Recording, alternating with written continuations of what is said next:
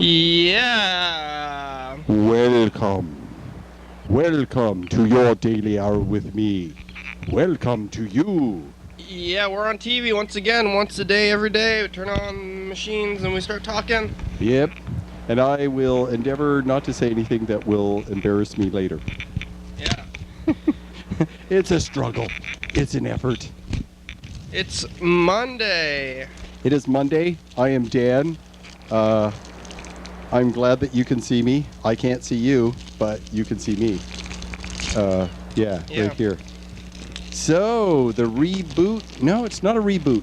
It's a new series called Cosmos. Cosmos, yeah. TV. Yeah. TV talk. So, for those of you who are not familiar with Cosmos, it was done in the late 70s by Carl Sagan. It was a series of, I believe, 12 episodes, and each one went for an hour, and it went all over the place. Life on Earth to life in the solar system, stuff about all the planets in the solar system, the asteroids and Oort cloud and other stars and galaxies and quasars and black holes and everything about space. And I was already into space science already easily, and I was a teenager when it came on, and I was just enamored. I just loved it. And I ended up watching the series, I think, 2 or 3 times altogether, and it was really great. And this guy who's doing this next series of Cosmos, and I'm going to say next series because it is not the same. It's not done the same, and the stuff that is presented it's presented in a similar fashion, but it's a new series. It's kind of like Star Trek, right? You had the original series and then the Next Generation. This is the Next Generation. At the time that Carl Sagan did it, the only images we had of Mars were from 2 Viking landers that landed on Mars. And it had just happened, and it was incorporated into the series late in the series as an adjunct, because when the series was produced, the Viking landers hadn't landed, and so it was an addendum. And now we have had 1, 2, 3 decades. 1, 2, 3, 4.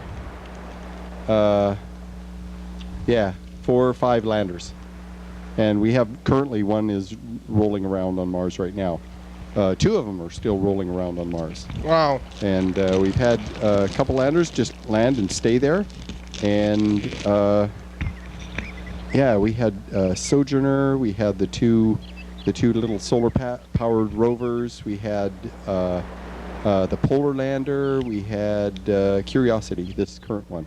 Yeah. And meanwhile, we've had 2 satellites orbiting Mars, and one has a major camera and has been taking high-resolution pictures of the entire planet. Whoa. And the way it works is any lander that we land on Mars, all it has is like a low-power radio that sends its signals to the orbiter, and the orbiter sends the big signal back to Earth, instead of having a big, large, high-powered radio on the rover itself. Mm-hmm. So we're using like satellite communication from the surface to orbit of Mars to the orbit of Earth down to the surface of the Earth. Wow. So the amount of information that we have for this new Cosmos series is 10 times what we knew back in the 70s. Easily 10 times, maybe 100 times. We know so much more about our planet, about the planets that orbit our solar system, and in addition, we had no evidence whatsoever at the time the first Cosmos series came out of any other planets orbiting any other stars. Nothing. There was no evidence whatsoever. There was postulates and theories, or not even theories, hypotheses, guesstimates, but we had no evidence. And now we have thousands evidence of thousands of planets orbiting thousands of stars. Wow. And the postulate now is that there are more planets than there are stars in the galaxy. That every star is born with at least 2 planets, probably more. Some of those planets will get... I kind of assumed that the whole time, I guess.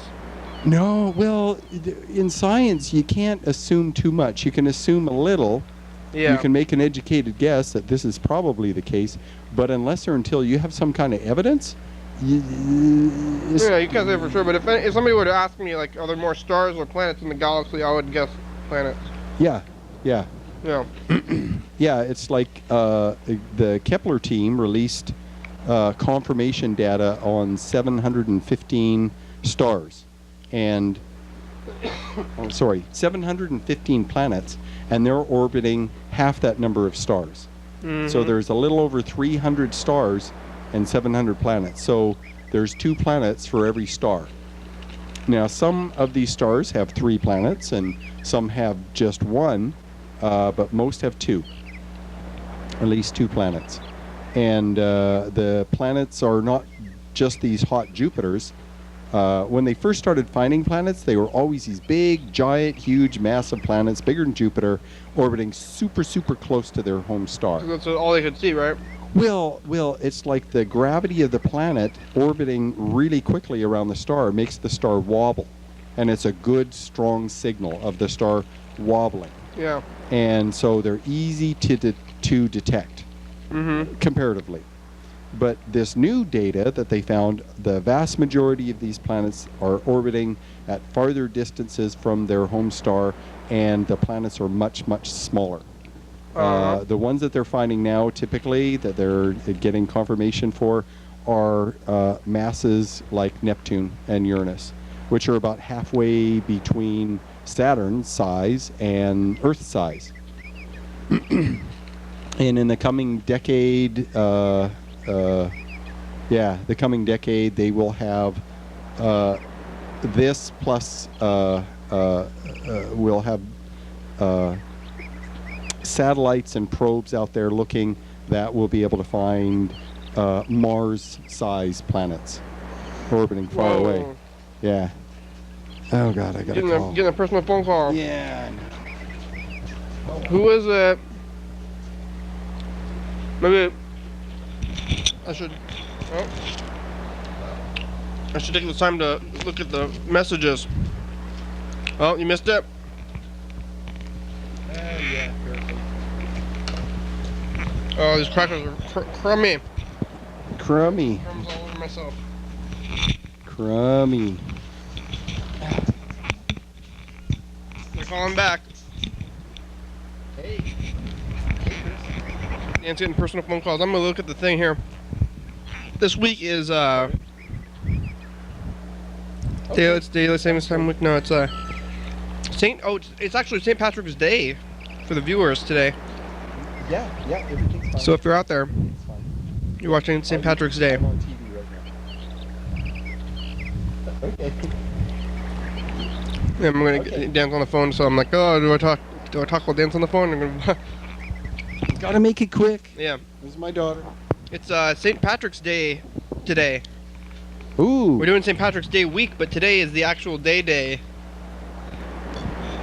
Oh, it is? Yeah. Like right now, today?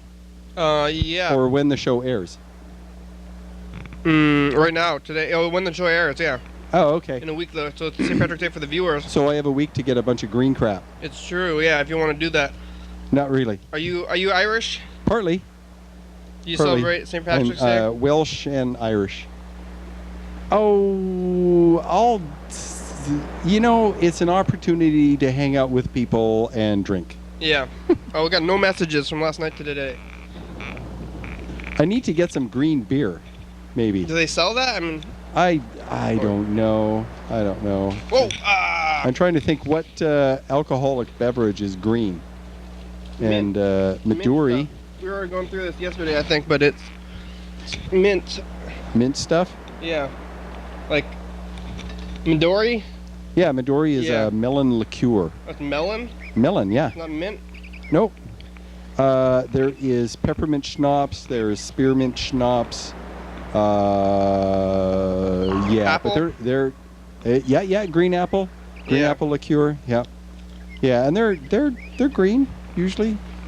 You don't need to drink green booze though. You can just drink regular booze and whiskey. Wear green. Yeah, yeah. I have lots of green. I like green. I like wearing green. Yeah. I'm not wearing any green right now. Oh yeah. Well, the text is green. Yay! Yeah. We're accidentally representing. Yeah.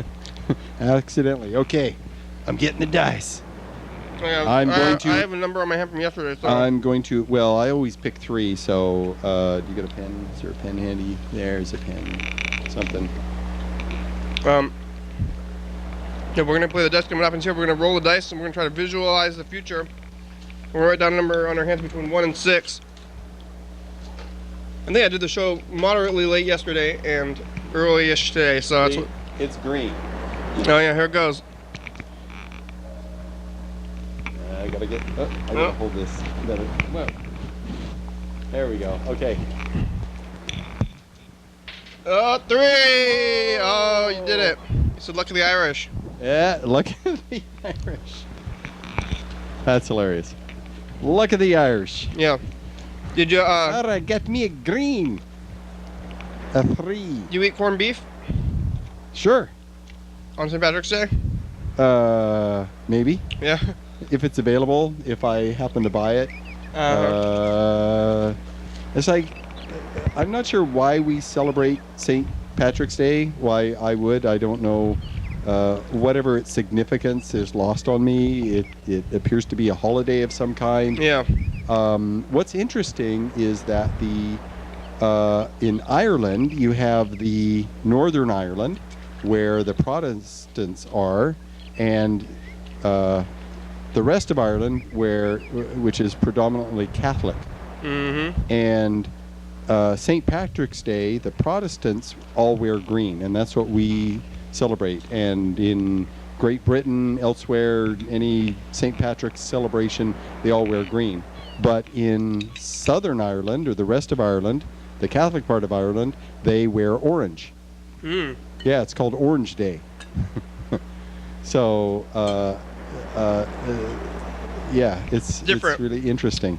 Yeah, they wear something on the opposite of the color wheel. Well, it's the other color of, other than white, of Ireland flag, right? Isn't? I think it's green and orange and white, right? Yeah. Yeah.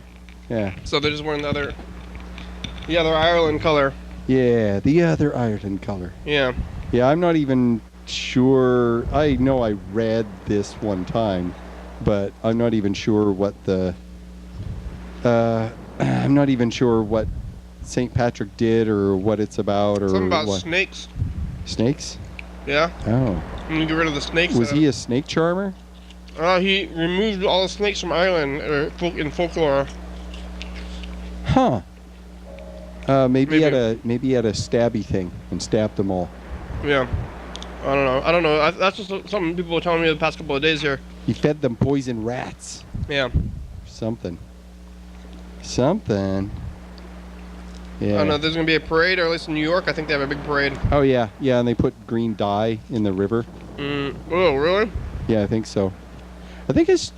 That's really well, horrible. there's one city. There's one city where there's a large number of Irish people, and they have a parade. And Boston? I think so. And they dye the river? Well, yeah. That seems very ungreen.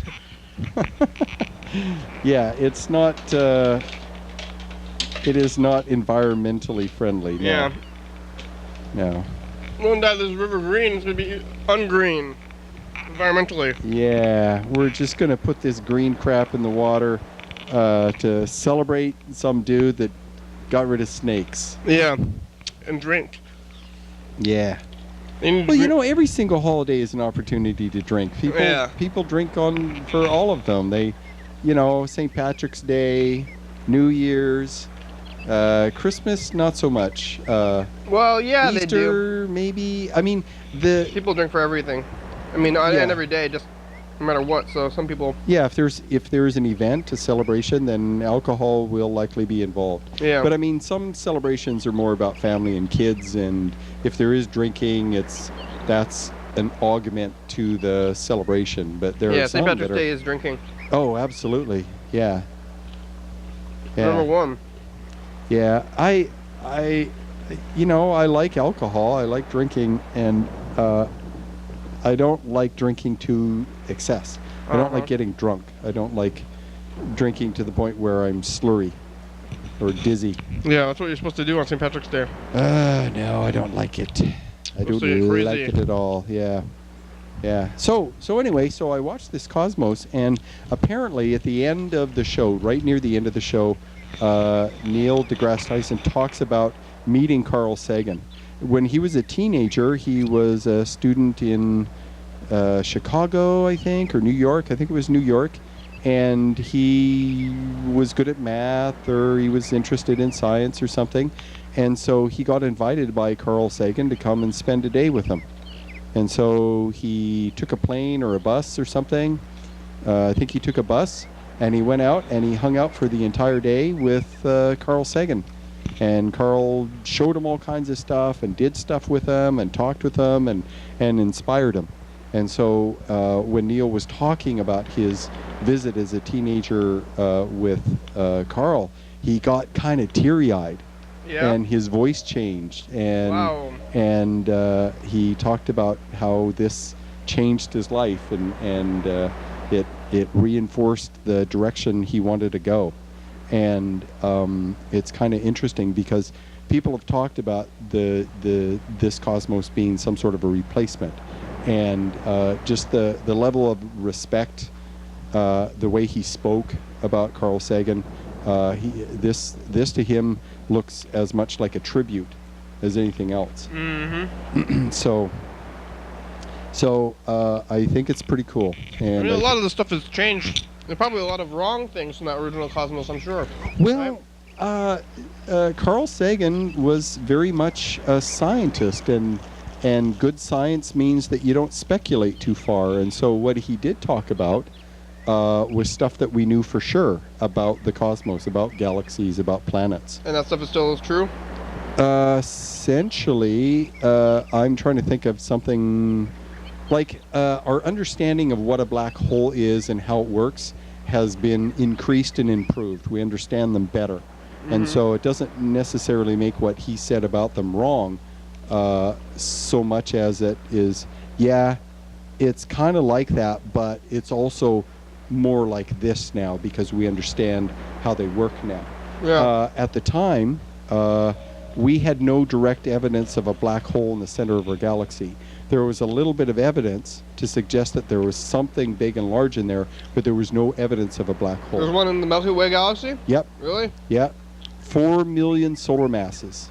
This is a black hole with a mass of 4.4 million suns of our suns. Whoa. If we took 4.4 million suns. How many Earths are in the sun?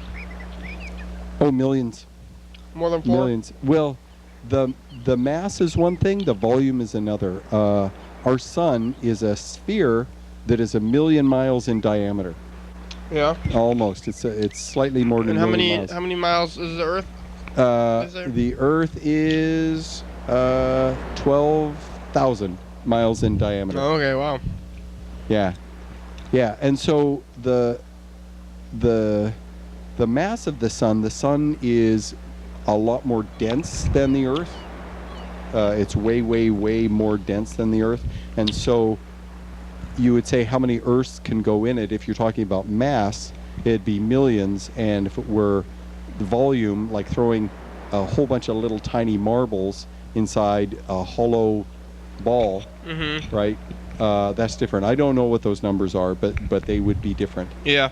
So how many Earths it could fit inside it is one thing. How many Earths would it take to make a sun? That's something else. So yeah. And about 15 years ago, they put a satellite that saw in infrared. and the infrared could look through all the dust and gas. It's info time. In between us and the center of the galaxy, and we can watch. Okay, here are some answers to some frequently asked questions about the program. You're watching it right now. It's called Your Daily Arrow with me. I can't hardly see that. And it's filmed here in Thurston County. Oh, that's better. Every week, 365 days a year, every night, 11:30 on Channel 22. The episode you're seeing right now was filmed last week, and the one we're filming now will be seen this time next week. If you're watching 2 a.m. episode, it was filmed the same day this time last year. Any episode of the program can be watched on YouTube. Anyone can be on the program, especially you. The show relies on the community for content, so give us a call at 360-836-4384 and leave a message, and we'll call you back while we're on the program. So now it's time to come back. Yeah. Yeah. Yeah. Yeah. So, we've been tracking about 30 or 40 stars orbit this object that we can't see. Mm-hmm. And they're orbiting at speeds that tell us about the mass of the object they're orbiting. We understand the mass of the stars, and thereby we can understand the mass of the object that they're orbiting. And we're not getting sucked into it, or? No, we're 30,000 light years away. We're okay. What about the other stars that are around it? What it is when they get close, because it's called gravity shear when you're talking in terms of a black hole. And essentially, gravity operates under the same principles as light and radiation. Essentially, it's called the inverse square law. And I think I've talked about this before. But essentially, when you have an object that is either radiating heat or light uniformly, or it has gravity, there is this inverse proportional of strength, meaning that at 1 unit of distance you'll have 1 unit of light. You know, one amount of light or radiation or gravity. When you double the distance, it is 1/4. You get 1/4 of the light, 1/4 of the radiation, or 1/4 of the gravity. If you triple the distance, it's 1/9 the radiation of the light. So we're doing pretty good then. Far away enough. Yeah, and so it drops off. So if it's double, it becomes 1/3. Maybe there's black holes at all in all the galaxies, or is that? Yeah. Every galaxy has a black hole. So it's like a every single thing, and that makes me think that there's maybe all these black holes that work in this area of black holes. There's something even bigger. Oh well, the Andromeda galaxy is twice. It has twice the mass and it's twice the size of our galaxy, and its black hole is closer to 1 billion. It's 1,000 times more dense. There's 1,000 times more black holeness in the Andromeda galaxy. It's much bigger. And there's there's 2 or 3 others, 2 or 3 other medium-sized black holes that are orbiting that one in the Andromeda galaxy. Yeah, that makes me think about, I think scales and stuff, like, we're so small and the universe is so big, and that maybe there's even a even larger thing than the universe. Maybe the universe is like the galaxy is the black holes, and there's some crazy giant thing we can't even comprehend. Well, and then outside of that, there's... They figured out so far, and it is only theory, and there's good evidence to suggest that the universe is way, way, way bigger than what we can see. Yeah. The universe is so big that the light from... we can only see light from 13.7, 13.8 billion light years away. But they estimate that the universe is actually more like 40 billion light years in diameter. Even the light can't make it, dies out eventually. Yeah. We won't see the light from stars on the other side of the universe for another,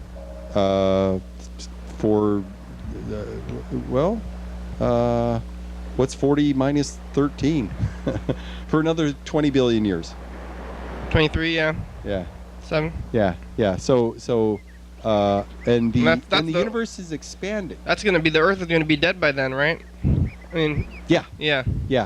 Yeah, the Earth will be toast in about 5 billion years. Yeah. For probably more like 4 billion years, because the sun is going to expand into a red giant, and this will vaporize the oceans.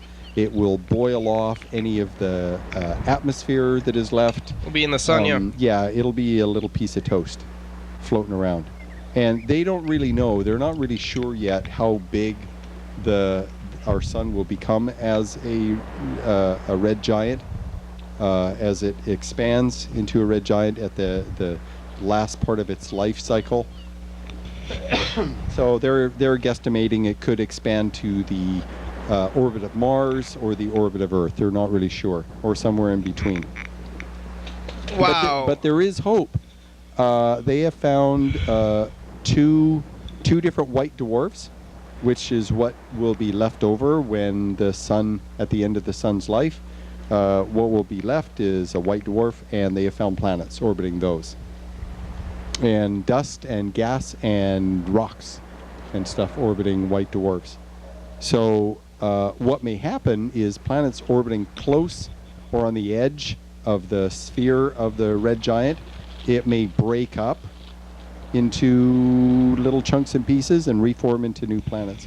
But what I was saying about these stars, the gravity shear, is that when you orbit really close to a black hole, if you're in a spaceship, the side that's closer to the black hole has more gravity. It experiences more gravity than the side away from the black hole, meaning that the force of gravity changes per inch. Whoa. Yeah, and so what that does is that starts to pull your spaceship apart. And in the case of a sun orbiting really close, the side closest to the black hole as it orbits is going to have its gas and dust sucked off of it as it orbits. Mm-hmm. It's getting smaller. Yep. And there are some stars that look like they've been orbiting for years and years and years. So because they have an elliptical path around this black hole, but it's far enough away from the black hole that it doesn't look like the gravity shear would be so strong that it would rip the star to pieces. Because what it would do, it'd be like taking a ball of foam, right, that's made of those little tiny beads of foam, mm-hmm. and squishing it into a flat teardrop shape. And the point of the teardrop faces towards the black hole, and it slowly becomes elongated like a banana. And so part of the star gets sucked in, and the rest of the star is so disrupted that it dissipates. Wow. And no longer becomes a star. It's just this hot cloud of plasma that goes flying off that is able to escape the black hole. Yeah, I've seen computer models of stars doing this when they get too close to a black hole. And I'm sure this happens regularly to the one. Yeah, and there are little clusters of stars called globular clusters, and they have little medium-sized black holes in the centers of those. And they're, like 100 solar masses.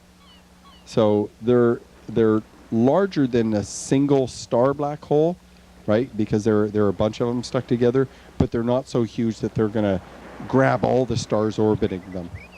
But they keep all the stars in check, going around and around and around. Great. Hey, let's call Freddie the producer and find out how the production is going. All this space. How about stuff here on the Earth? Did you see anything on the streets or on the news? Yeah, a baby slug and a baby worm. What? Yeah. Together? Yeah, they were in the dirt next to each other. Someone said, "Oh, that slug is gonna eat that worm," and I'm like, I keep thinking slugs eat dead matter. I thought they eat leaves. I was talking to a guy, and he said, yeah, he hates slugs. Like, he has all these gardens. Yeah. And so what he'll do is he will go at night because you've reached Freddie Dilbert. slugs come out at night. I can't come to the phone right now, and he will if you leave snip me a them in nice half. message, then I will call you back as soon Why as don't I you can. salt Thanks a lot. Salt kills. Hey, Freddie. It's the program calls back in about half an hour right now. Oh, wow. So he will snip them in half, and they will die very quickly. Yeah. Very quickly. But salt, they suffer.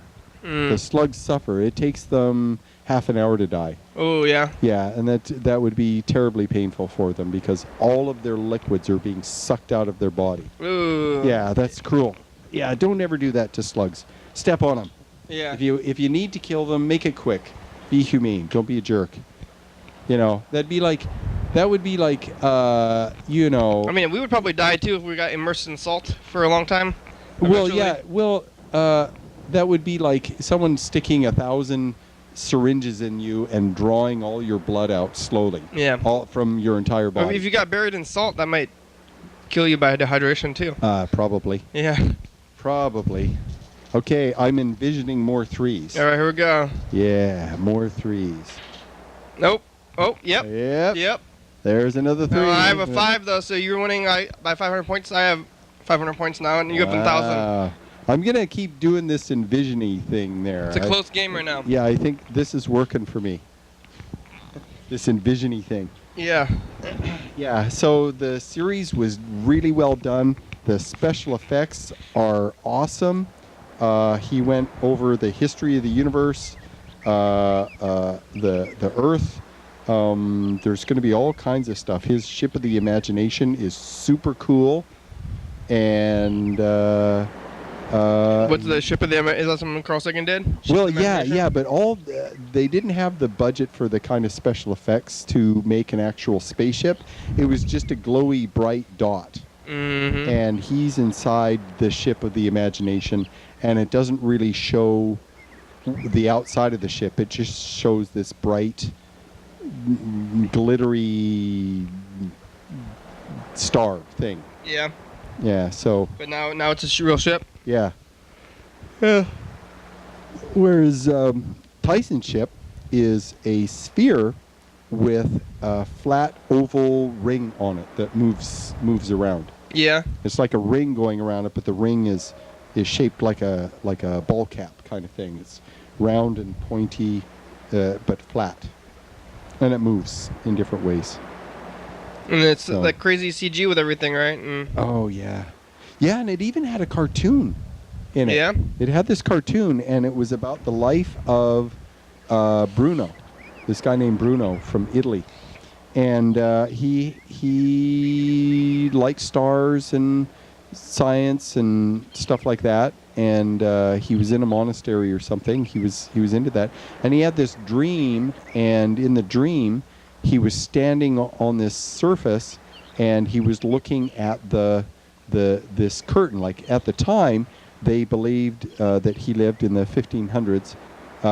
The dogma is that the night sky was actually a curtain, and there were meteors stuck to the curtain, and every once in a while one of these meteors would fall down. Mm-hmm. And that's why they're called falling stars, is because for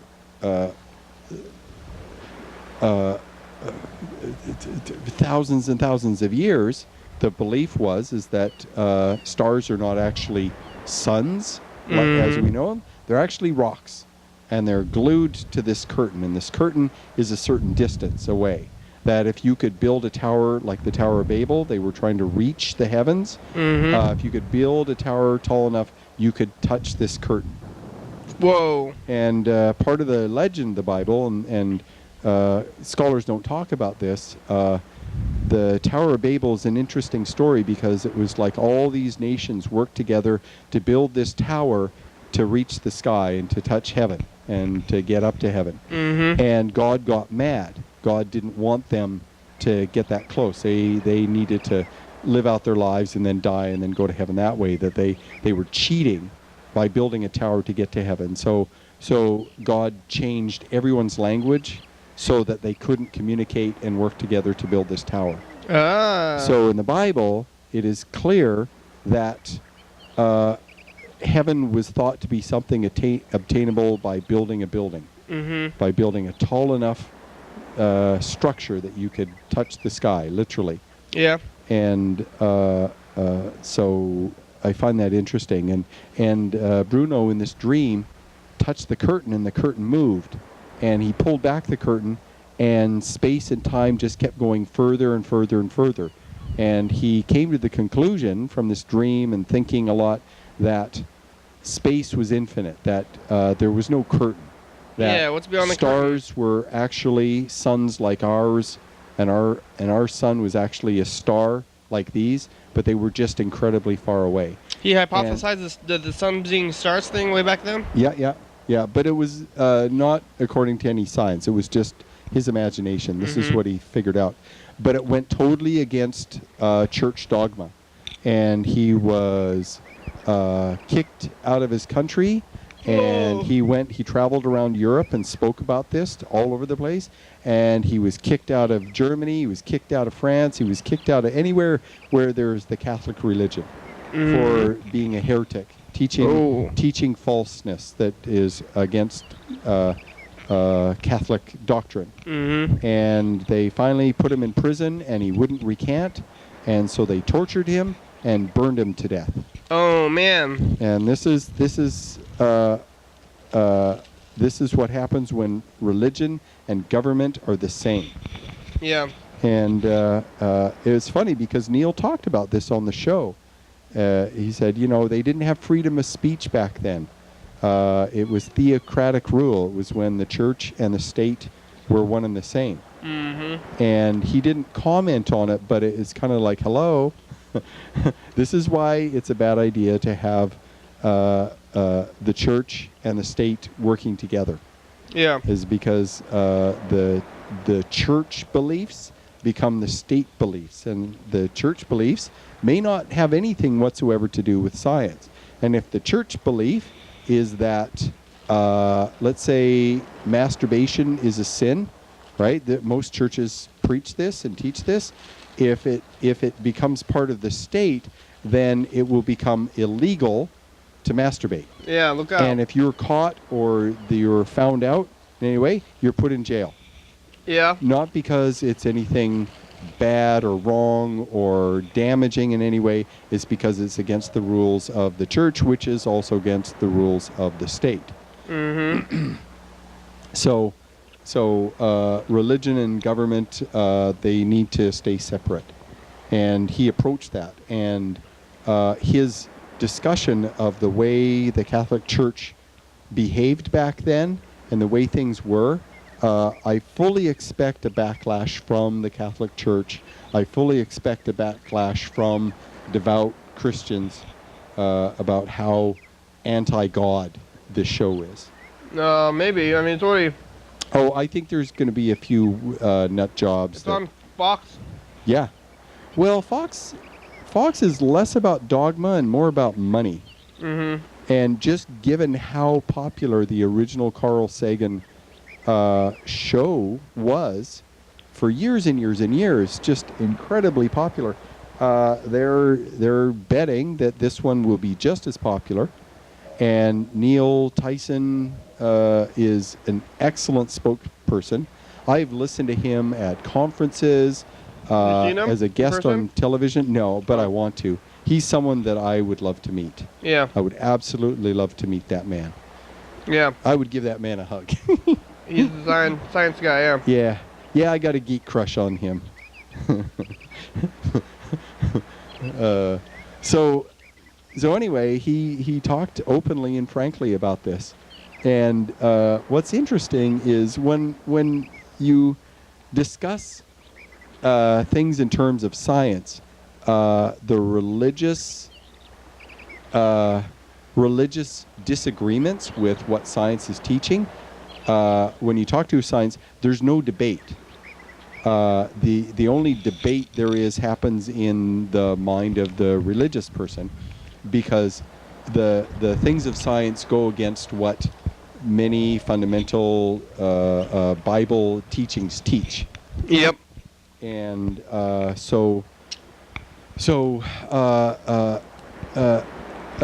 they teach science people don't really have a problem with religion unless or until religion becomes law. Yeah, what about the Mormon? They teach you about the curtain and stuff, or? Mormons accept that there are stars going around other planets, planets going around other stars. In fact, part of Mormon dogma is that stars have Earths going around them with people just like us, and they all had an Adam and a Jesus. Whoa. And yeah, all the same stuff. Dance, Holy, dance. Live TV dance party. First Friday of each month, 8 p.m. to 9 p.m. TCTV Studio A, 440 Yager Way. Oh yeah. Brand Interior Limited presents Private Memories from the Still Meadow album for 2014. Featuring the song Just Because.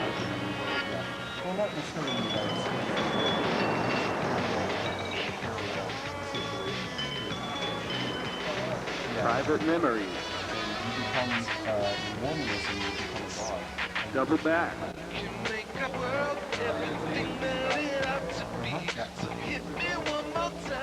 Somber Dreams.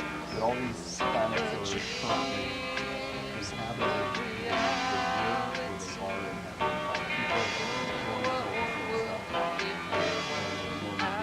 Nickel and Dime. Private Memories from Still Meadow. Available at these fine retailers. Coming up tomorrow on the program. Your daily hour with me. Yeah, everybody, it's a commercial. Today we talk to McDonald's and convenience stores. We chat with the producer, we talk to Carl. It's St. Patrick's Day week. Talk to things, summer shakes, listen to some old Mr. Ginsu messages. Mr. Ginsu thinks that he's gotten fat and it's making him sad. He said that in the message today. I think it's a good thing to hear. Says some deep things. Mr. Ginsu is getting deep. Right overnight at 11:30 and 2 a.m. on TCTV Channel 22 next week is Sea Week. And that's why they, yeah. Whoa, Mormon alien stuff. Yeah, it's very interesting. But many other religions, essentially the idea is that the Bible's the Word of God, and so everything in the Bible is true. And the Bible speaks of the earth as the foundation, the unmoving foundation. And this is where, this is why Catholic dogma said that the earth was in the center of the universe, and the sun and the moon and all the planets actually orbited the earth because the earth was not moving. Yeah. And the idea is God can see everyone on the earth because God is up in the sky and the earth is flat. So he can see everywhere on the earth. It wasn't that he could see on the other side of the planet, it's that he could visually see everything on the earth. Because he thought it was flat. Yeah, you've heard of the ends of the earth? Yeah. That's because it's a finite circle. It's a finite landmass. And the horizon is where the seas drop off into nothingness. And that's Where's why, all that water coming sailors, from? Well, no, they just don't know that. That's why sailors never traveled beyond what they could see of the land, because they felt that they would eventually fall off. That they knew there was a curve to the earth, and they would see ships go more and more distance, and the ship would get lower and lower and lower on the horizon, where you could only see the top because the curve of the earth makes the ship appear lower down. They don't want to see anybody fall off. Yeah, and they would think that the ship sinks, and then it falls off. So, and there's a bunch of other stuff where people that are inclined to think that the Bible has facts about the earth and space and time and gravity and all these things, they're not true. They're based on the beliefs of people that had no science. They had no telescopes. They had no microscopes. They had no radio. They had no phones. They had no cars. They didn't even invent a printing press until 1,000 years ago. Whoa. And so they didn't have the means to understand that there were microscopic bugs, viruses, and they didn't understand the nature of disease. From amoebas to germs or any of that, because they didn't have a microscope to see them. There is a long-held belief that insects spontaneously are generated, that they just appear from nothing. What? They didn't know about eggs? No, the eggs were too small to see for some bugs, like the eggs of a fruit fly. Yeah. They're too small for the human eye to see. They didn't see maggots? You'd need a magnifying glass. They didn't even have that. No, fruit flies. You know, the little tiny, little black ones, you know, when you leave a banana out? Yeah, their eggs are tiny. Yeah. And so they would conduct experiments, and they would stick a piece of fruit that was starting to rot, and they would put a piece of cloth over, and it would suddenly, after a very short period of time, there'd be fruit flies all around it. And they would say, well, we covered it, and there were no fruit flies on when it went in there. We covered it, and now look at all in there. Look, fruit flies spontaneously How did they get in there? Well, the idea is that the fruit flies magically appear. Yeah, but how did they get in there anyway? They crawl under the cloth? No. Fruit flies left their eggs on the fruit. Oh, gross! Are we eating fruit fly eggs all the time then? Possibly, yeah. That's why you should always wash your fruit. Possibly. I guess back then there was probably a lot more fruit fly eggs and everything. Oh yeah, absolutely. Because they didn't consider rotting stuff. So. Well, and they didn't use any kind of chemicals to preserve the food. Like for instance, there's a light coating of wax on most apples. Oh yeah. Yeah, light, just a very thin coating of wax. Is it edible wax though? Yeah, it just goes through us. It's an oil-based product. We're eating a lot of wax. Yeah. So bananas don't have them, but I'm trying to think. Apples, I don't know. Maybe some pears. Oranges are pretty shiny. Yeah, but they got that. They have a tough skin on the outside, and the fruit is actually under that. Whereas an apple, you eat the skin. Oh yeah. You know, and I think plums have this light coating of wax. Plums are shiny. Grapes are shiny.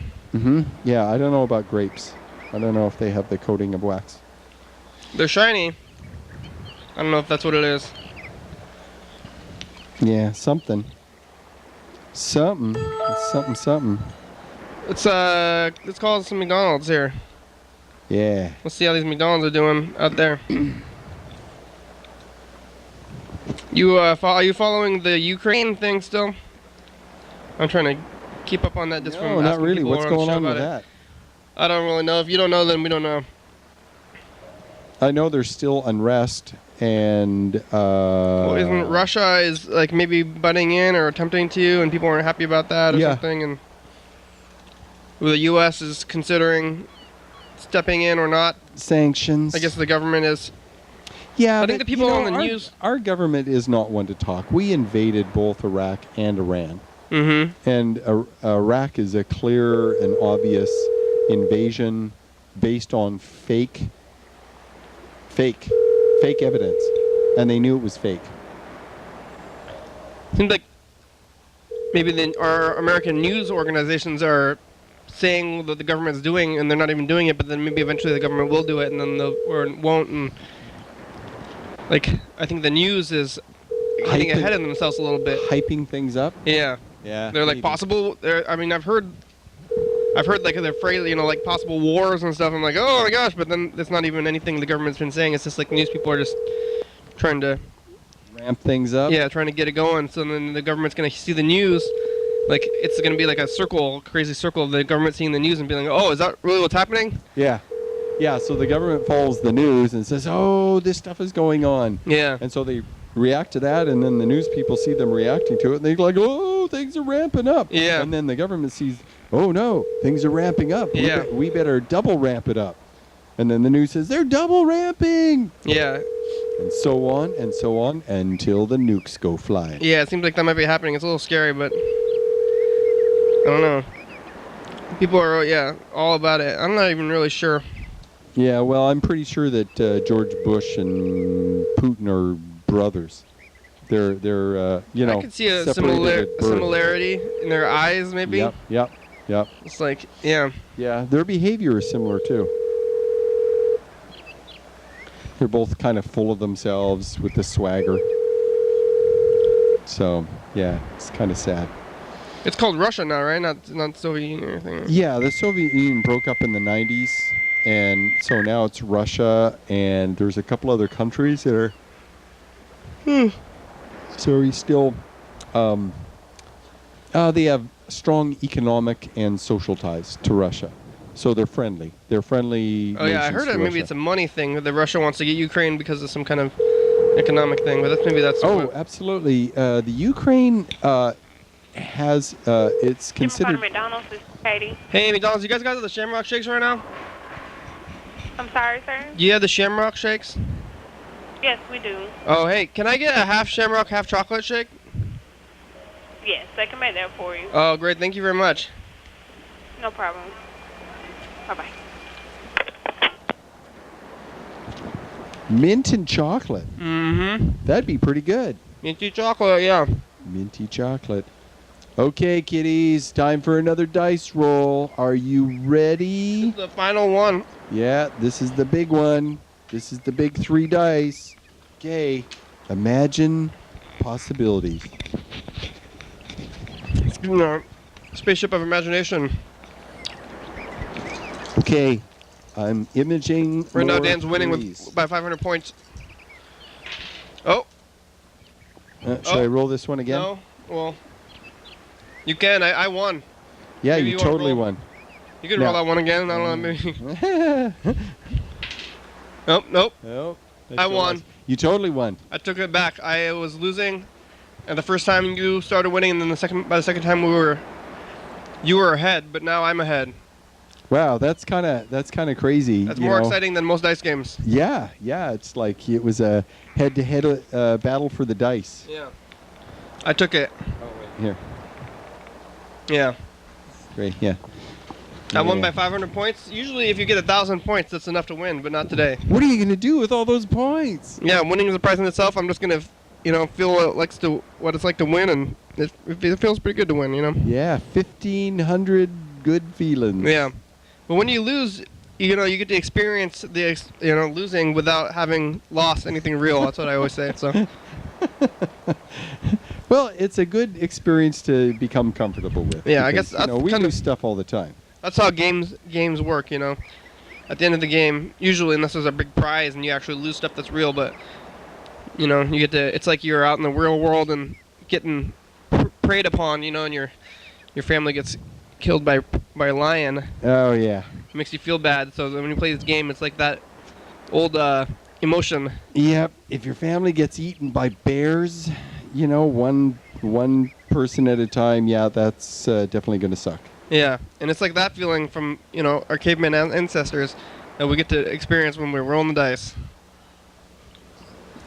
In the cave. Yeah. With the men of the cave. Yeah. Yeah. This is the studio cave. It's kind of low to the ground, and it's cavey. There's cement right here. Yeah. Yeah, there's cement right there. Basements are kind of like and the floor is cement, and yeah, we're close to the earth in here. Yeah, and that's the back of the cave right behind me, right there. Yeah. And I painted that. I'm gonna be in Arts Walk again. Oh yeah, what's that? When is that? That is April 25th and 26th. I should put that on the calendar. What week is it this week? It's going to be on the 25th and 26th of April. Yeah. There's no week for me. We could be Arts Walk week, really. Art Week. Art Week. Didn't we already do Art Week? Yeah, I think we did. Can you give me that pen? Oh, maybe we should maybe call it Walking Week. I mean, it could just be Arts Walk Week. Or Parade Week. Because during Arts Walk, there's the luminary, the luminary procession on Friday night, and the procession of the species on Saturday. Yeah, people don't know. There's two things that happen. There's a Friday night thing, and there's a Saturday day thing. So, should be good. And after the procession, the species, most people kind of go home after that. Yeah. I know that for last spring, when I was at the Irvin, where my art was and will be again, not a whole lot of people came by afterwards. I stayed for quite a few hours afterwards, and a few people came, not many. Mm-hmm. Yeah, it looks like there's nobody scheduled for tomorrow for the rest of the week, so we'll see what happens. Maybe Sam will be here tomorrow, actually. So what week is this? This is St. Patrick's Day week. Oh. Yeah. Saint week? St. Patrick's Day week. St. Patrick's Day week. So this is the week where we... I know we're talking about St. Patrick's Day. I want to get some corned beef. Today is actually, like I said in the beginning of the show, actually the day of St. Patrick's Day. So maybe the viewers out there, if you're celebrating St. Patrick's Day, you were probably pretty drunk right now. Well, so what do you eat? You eat corned beef and cabbage. Corned beef and cabbage, yeah. What else? Beer, Oh. I think, and whiskey and Bailey's maybe. Oh, yeah. Or you do Irish car bombs, right? Yeah. Yeah. What's that, Jaeger? Yeah, I think what I'll do... Jaeger's German though, right? Yeah. Yeah, and know it's why you also drink- licorice flavored. Yeah. While you're drinking Jaeger, you gotta drink some, I think, Jameson. Yeah. I think it would be... Irish car bomb should be Jameson and Guinness and Bailey's, but I think it's Jaeger and Bailey's and Guinness, right? Well, I think I'm going to get some kind of Irish whiskey. There's 2 or 3 different kinds of Irish whiskey, and Jameson is just the most famous. Yeah. And it tastes good. It's got a nice flavor to it. But there are other ones that are more pricey than Jameson's. Yeah, Jameson is like middle shelf. Mm-hmm. And the higher up the shelves you go, when you go to the liquor store, the more expensive and the better the liquor. I wonder why is it Jaeger and not Jameson or some other kind of Irish whiskey? Doesn't make sense to me. Just Jameson kind of became the poster child. Mm-hmm. You know, but there's a lot of other Irish whiskeys. In fact, it's crazy. 3 or 4 years ago, 5 or 6 years ago, actually, I would go to the library about once a week, every 2 weeks, and I would look for giant picture books because I wanted to look at giant books of pictures of stuff. Okay. And I found one on Ireland, and it talked about all the counties and It's all the major pre-internet? series. Pardon? Pre-internet? No, during No? internet. Oh, recently? Yeah, but I really love giant picture books. Okay. You know, the big ones that sit on your coffee table, like atlases, architecture, aerial photography, castles, all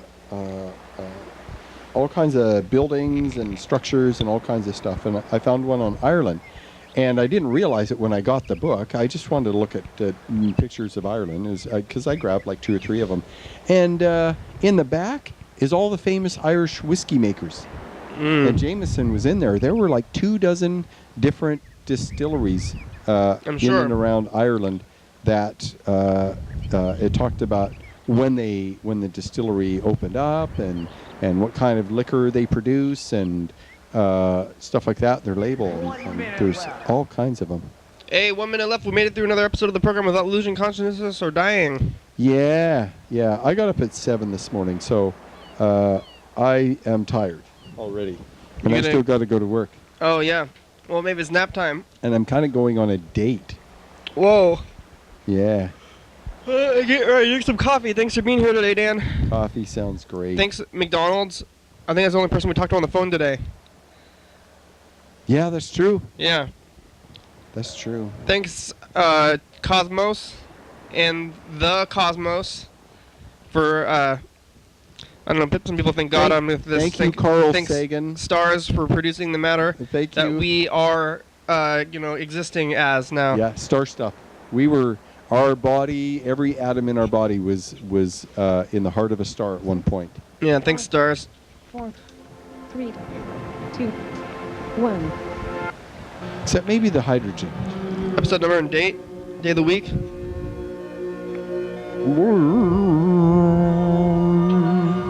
I think we're mostly hydrogen, right? What building was that? We're mostly oxygen. Thanks, computers. If we're H2O, then we're mostly made of oxygen, right? Hydrogen. Facebook and Twitter and YouTube. There's only 102 oxygen. We're mostly water, so that would make us mostly oxygen. Thanks, phones. Is that true, or are we mostly carbon? Thanks, crew. Well, no. We have a lot of other compounds that. TCTV. Hydrogen is a Library.com, check it out. So we're mostly hydrogen. Thanks, Psycho Feeling. Probably, but. Judy, fabulous. Thurston County, Washington State, USA. It's probably pretty close. Hydrogen, nitrogen, Probably. carbon, oxygen. Viewers, that's who you're watching. We're 98% water, and there's 2 oxygen atoms and 1 Hell hydrogen yeah, atom. dog. So yeah, we probably are mostly oxygen. Bye-bye. Bye-bye. Breathe ourselves.